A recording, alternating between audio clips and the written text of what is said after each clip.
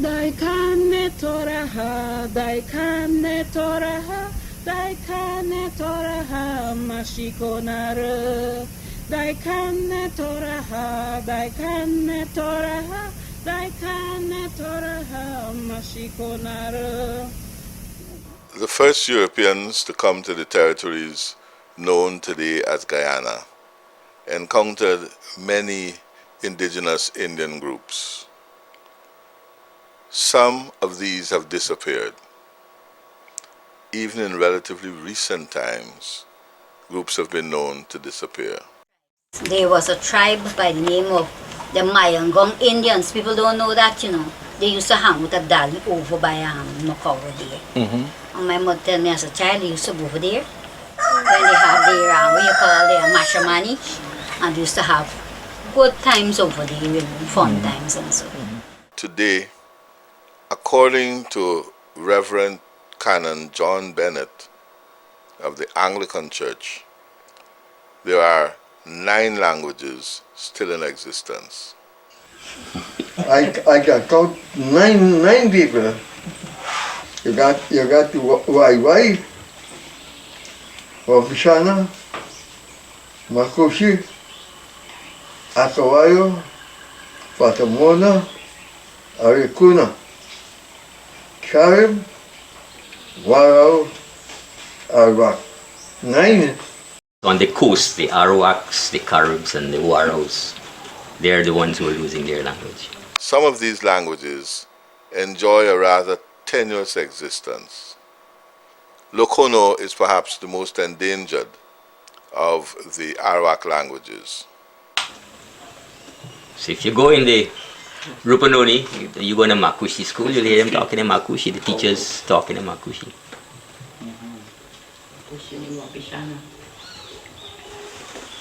Would we be able to understand if we heard Makushi? No, you'll have to get an interpreter. I remember after the El Nino season in 1997, 98, we had some workshops to deal with some of the problems that were left by El Nino. You know, remember El Nino? Yeah.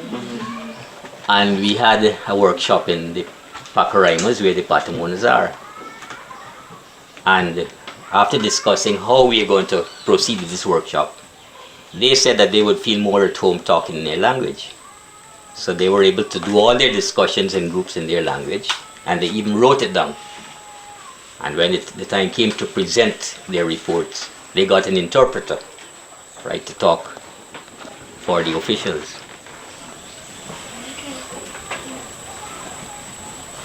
But on the coast, well, we can't really do it in English. At Kabakaburi, an Arawak settlement on the Pomeroon, there are few speakers other than Canon John Bennett. Estimates suggest fewer than 10. In the minds of some of these speakers, the language has been lost. I think that we have lost it because, you know, the older folks, when they would have gotten their company, they would say, yeah, what is that? Yeah, like listen to big people conversation, that kind of thing. So they would chase us. So we wouldn't hear what they're talking. So that is how I feel we have lost it also. Kabakaburi was in fact the first Christian mission on the Pomeroon.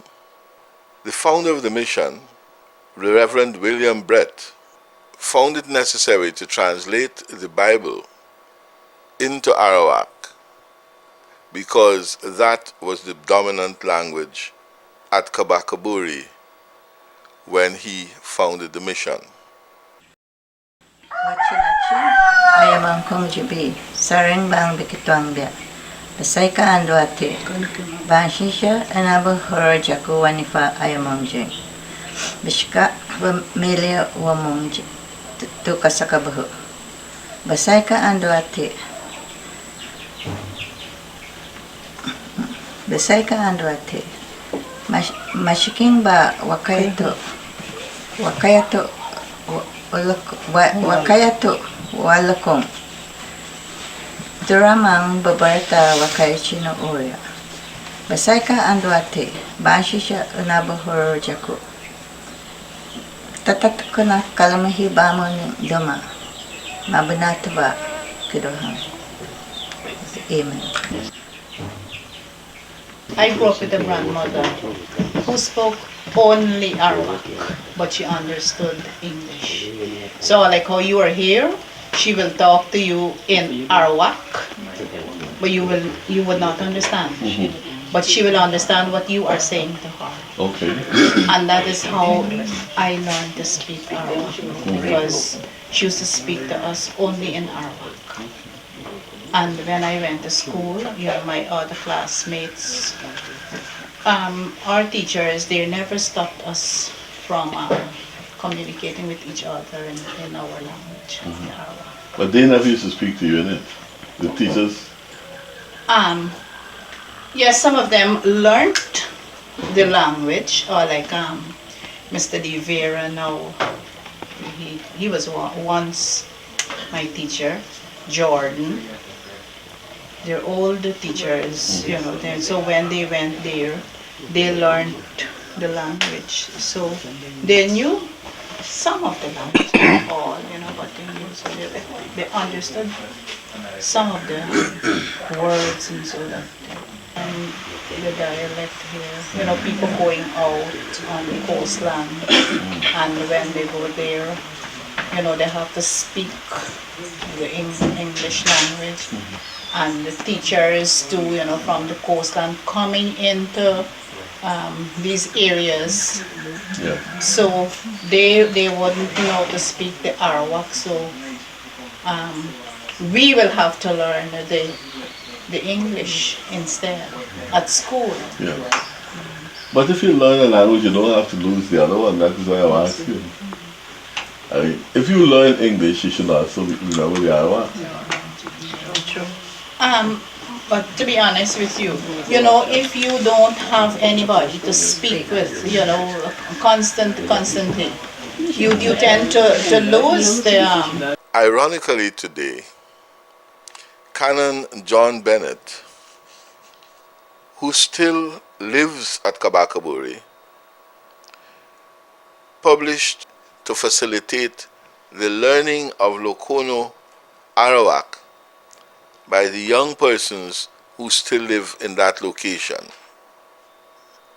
At a second Arawak location at Lake Tapakuma on the Essequibo coast, the situation with the Arawak language, or Lokono, appears to be even more desperate than it is at Kabakaburi. There are few speakers of the Arawak language still alive. Only 4 persons at this location claim to have a facility with the language, and they are all well over 60 years old. Hello, Kuba. Morning. But you see that one, the answer to it. Halikawa Wajili. Yes. Wajili. Yes. Halikuba Wajili be. Waida Lokonobe. Yahada. Tata ho. Kakaha. Waman Nikada. Heida. Wa Kabayada. Wabanafa. Kena Hamarong Wabanada.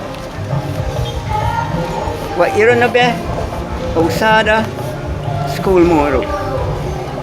Kena Nai Ki. Translation. That means they will have better access than we had in our young days. Yes. School Moro, no sa fada, kena Hamarong Namarita. Kena Alright. Kafabari Bamanika Kuro Woda. Kena Washikada wa Iranabe da School Moro also.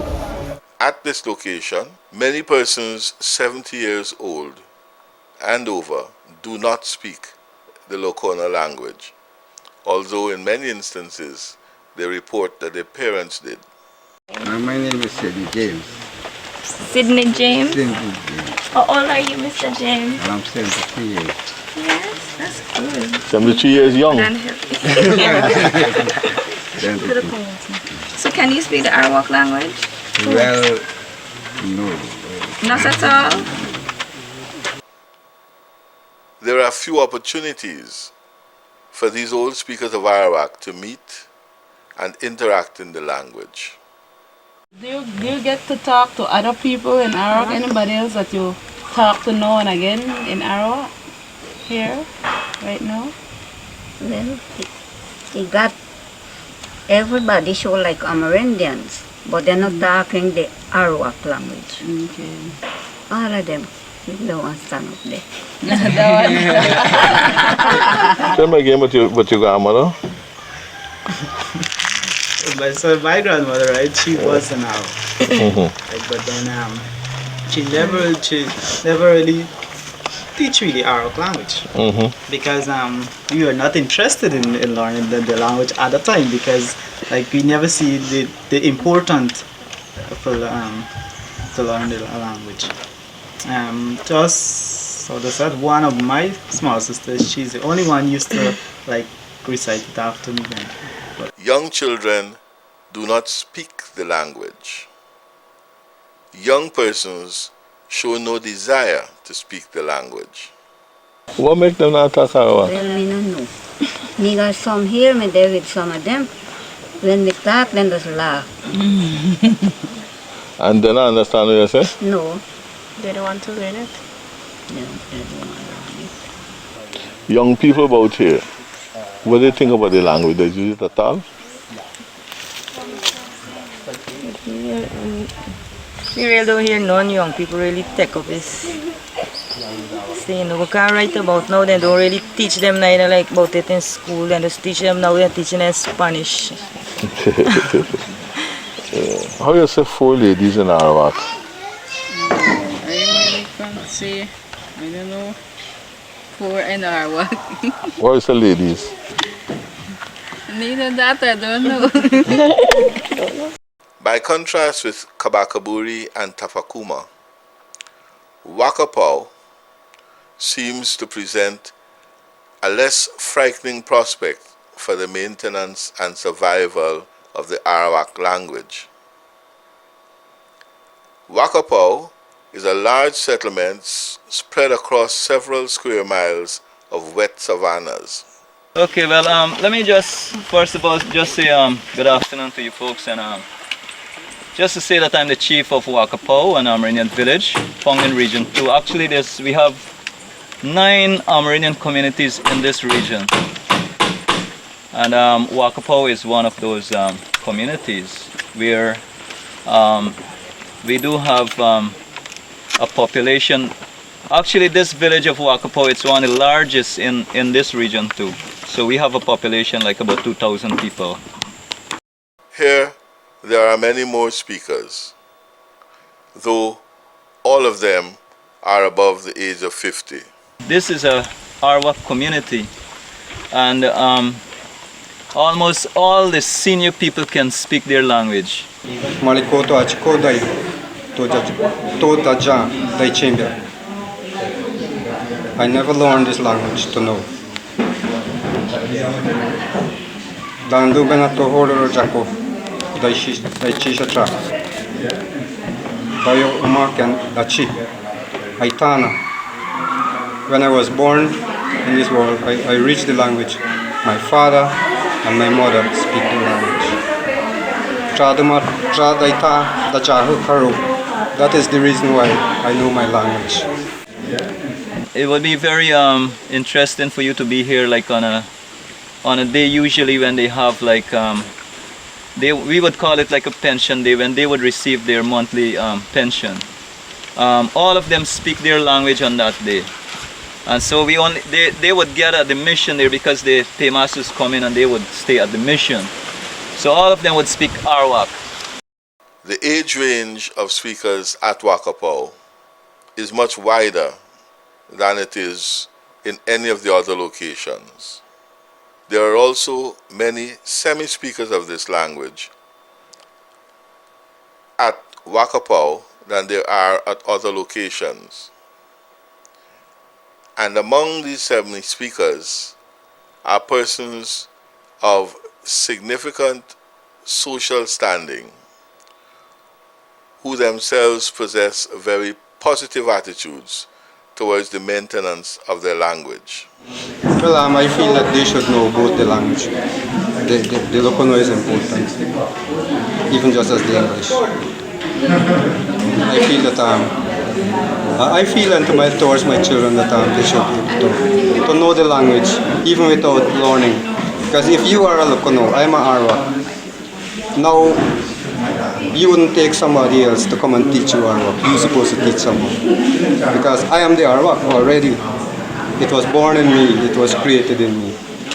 Like from my age group, we wouldn't really speak the language. And I guess why? Because somehow we didn't practice this language. I can tell you that I understand all the words, anything that you can ask me like in Arawak, I understand all the words and so on because my mother spoke just Arawak in the home.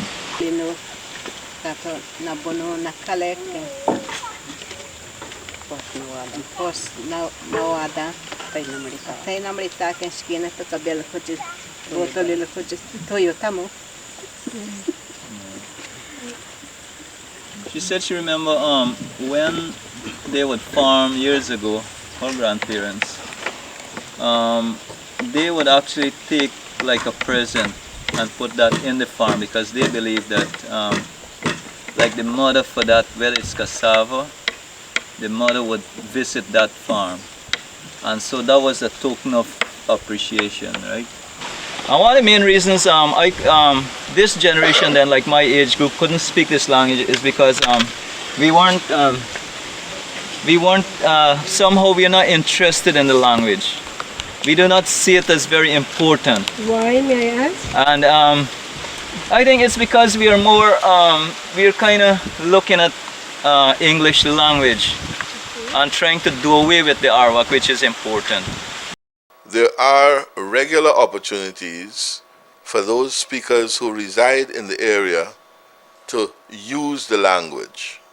There is also at Wakapau some conscious attempt to preserve some of the cultural traditions supporting the Lokono way of life, especially some of the dances. Particularly interesting is the baboon dance. Among the passive speakers of the language, there is a regular interface with one another as well as with those persons who speak the language. In addition, the influence of the coastland is not as pervasive at Wakapau as it is at the other settlements. Perhaps the major reason for this is that the Wakapau community is essentially isolated both by river and by savanna from the remaining communities. It is also a very large community spread over several hundred square kilometers. Among the older Arawaks at Wakapau, the Lokono language was used in some religious practice.